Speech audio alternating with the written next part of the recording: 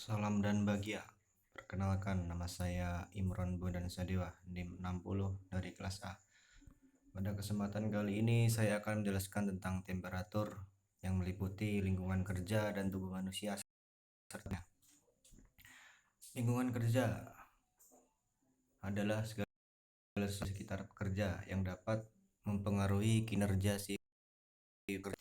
Pada umumnya, lingkungan kerja harus dibuat senyaman mungkin agar si pekerja menjadi senang dan betah sehingga kerja pun menjadi optimal dan menghasilkan prestasi yang baik. Faktor lingkungan kerja antara lain kebisingan, temperatur, getaran, dan pencahayaan. Selain keempat ini masih ada beberapa lagi faktornya seperti sirkulasi udara, kelembapan, warna, bau, dan ketinggian.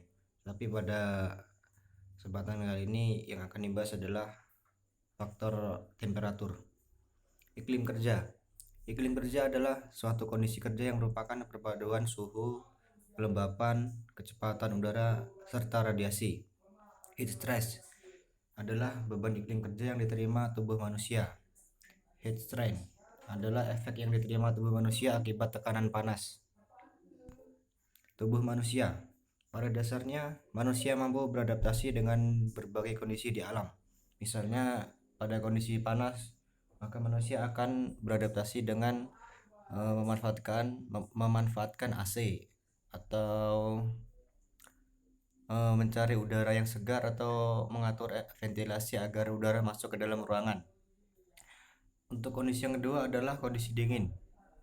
Untuk beradaptasi dengan kondisi dingin, maka manusia akan menggunakan jaket tebal atau membuat sumber panas seperti api dan yang lainnya. Sudah menjadi sifat alami manusia seperti rasa lapar, maka adaptasinya dengan makan dan haus minum.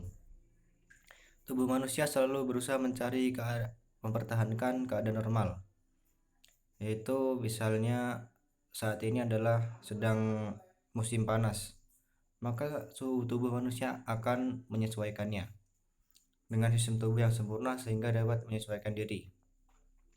Adaptasi tubuh yang menyesuaikan lingkungan. Menurut Cidro, tubuh manusia memiliki kemampuan untuk menyesuaikan dirinya dengan temperatur luar. Dengan catatan tidak boleh lebih dari 20% untuk kondisi panas dan tidak boleh melebihi 35% untuk kondisi dingin dari keadaan normal tubuh.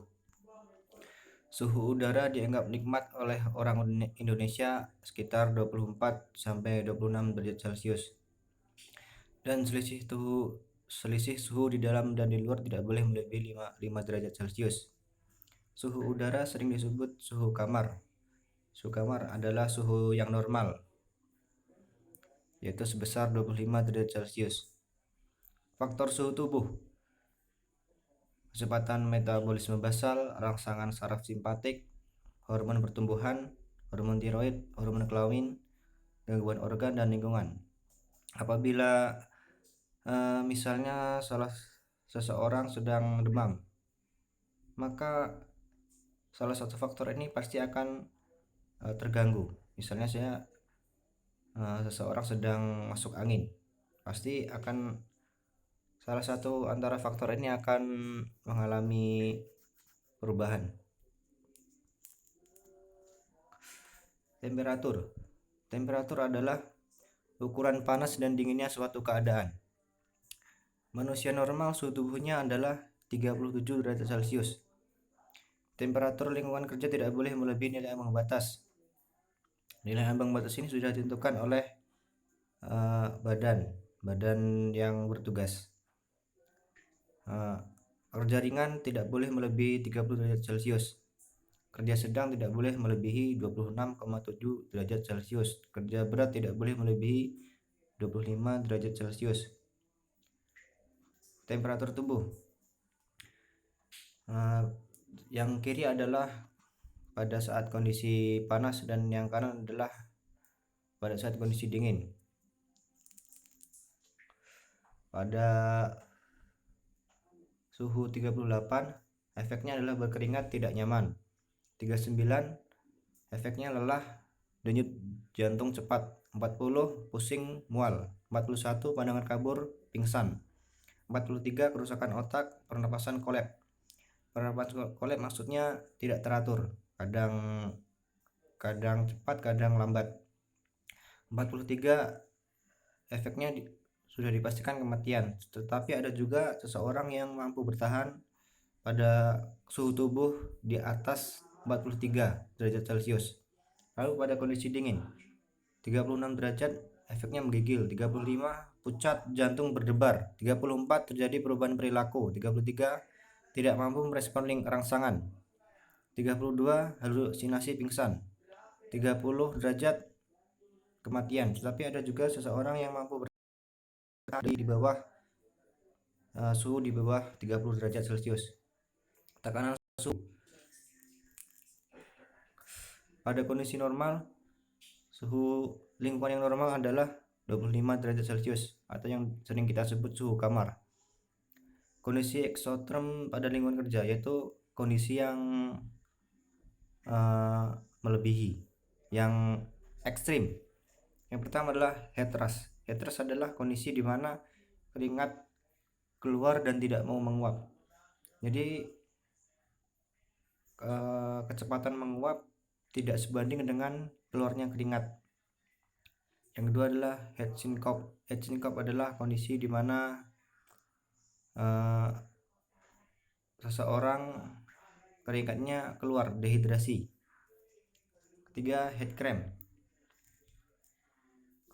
Heat cramp adalah kondisi di mana seseorang ketika tekanan suhunya melebihi kemampuan tubuhnya.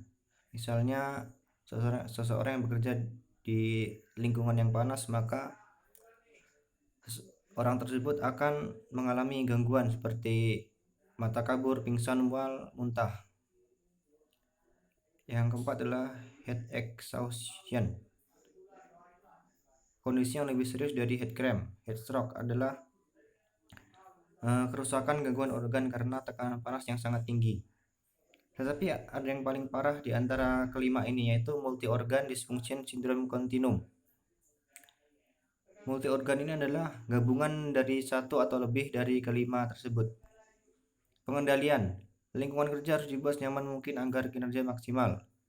Untuk menentukan suhu yang pas tidaklah mudah, tetapi setidaknya perusahaan melakukan yang terbaik untuk kenyamanan karyawan.